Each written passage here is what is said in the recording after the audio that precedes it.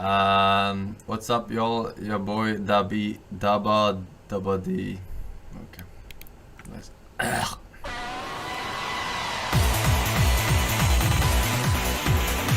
One of the great things about fighting games is how you can pick from a wide variety of characters and archetypes. You want to be a big manly man or a small girly girl, and they generally all have you covered. In between, there's also a cactus, a car, meat, sumo Santa, whatever this is meant to be, and red dust. Different strokes for different folks then, and in this video, which is part of a larger collaboration on the topic of archetypes throughout various fighting games, we'll be covering Tekken. Tekken characters are almost always a combination of several different archetypes, so in the following list you'll probably see the same character appear in multiple different categories. If you check the description, you can find a spreadsheet detailing all of the characters' mostly unique typing combinations.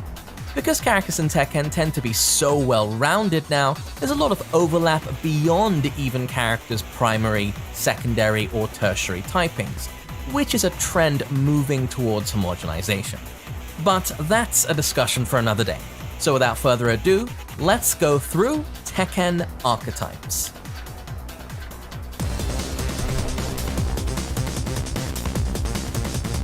First is the mix-up or 50-50 character. So called because they excel at putting you in guessing situations where you're forced to either crouch guard the low or stay standing against the mid. Now, true 50-50s in Tekken are quite rare. Most of the time there'll be other options available to you, such as parrying, power crushing, or most notably, movement. For example, the classic weakness against the Mishima Wave Dash mix-up is to sidestep left. The fact that you always have powerful defensive options against mix-ups is what gives Tekken a lot of its unique, distinct flavor compared to more aggressive fighting games. You can block while backdashing, which is incredibly rare for a fighting game. There's no penalty for blocking either, such as chip damage or risk or guard gauge. Launches are damaging and potentially round-ending, since they tend to also give massive positional advantage. This in turn boosts the value of whiff punishing. Take the throw. There shouldn't be a disadvantage for blocking, honestly. Like, chip damage is stupid, in my opinion. Because it makes the game way more high skill cap when there is no chip damage from blocking. Because if you get chip damage when you fucking block, when you block, then it means you have to play more offensively, and then it's turning more into a rock paper scissor fiesta, rather than actually blocking and reacting to stuff. Street Fighter can basically be swapped with Take the Low in Tekken. Now it has to be stated that in recent years, 50-50s have become a much more prominent part of Tekken's high-level meta. There are multiple reasons for this.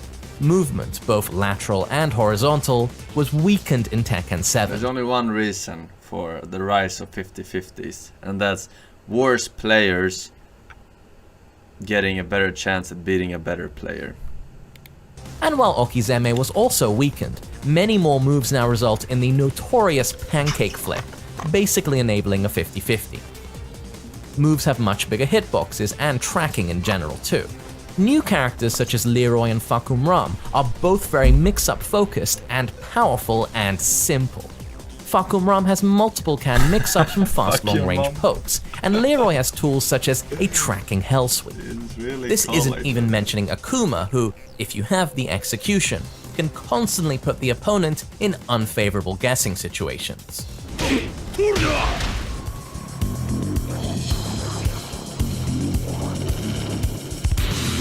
Grapplers can be thought of as a subcategory of a mix-up character, in that they use throws instead of lows to open up opponents.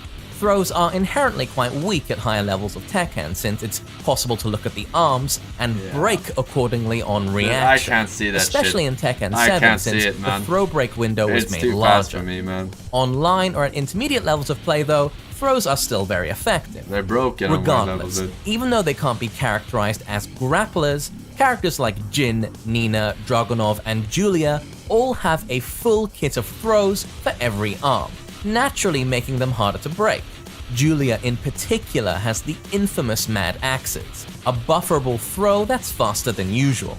Also, special mention must go to Marduk's tackle, which places the opponent in a very difficult mashing test to reliably break.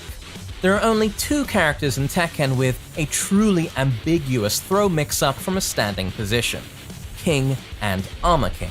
Their giant swing, which is broken with the left hand, is indistinguishable from the Shining Wizard, which is broken with both hands.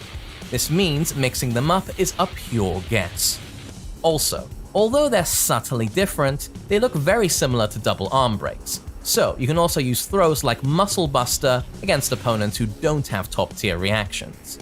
Finally, the Kings also have multi-throws, which can do devastating damage if they aren't broken correctly. I get a PTSD from this fucking shit.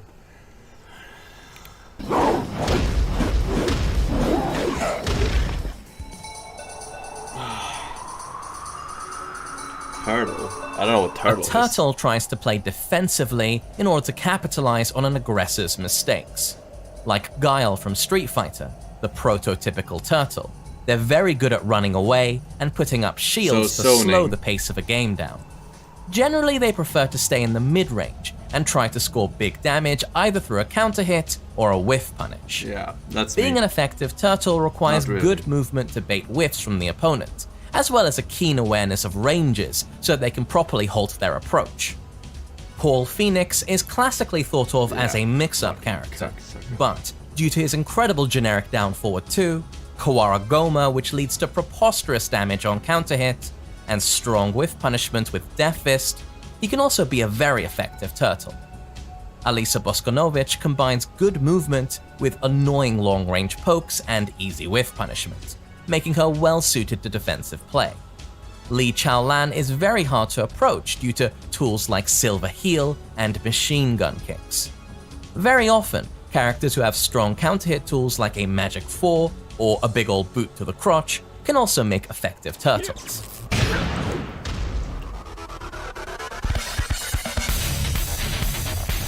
Just play Alisa and spam projectiles, man.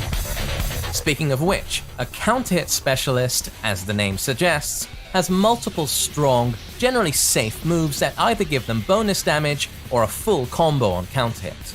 This is a powerful archetype in many fighting games, since they can effectively control the neutral with both low risk and potentially high reward.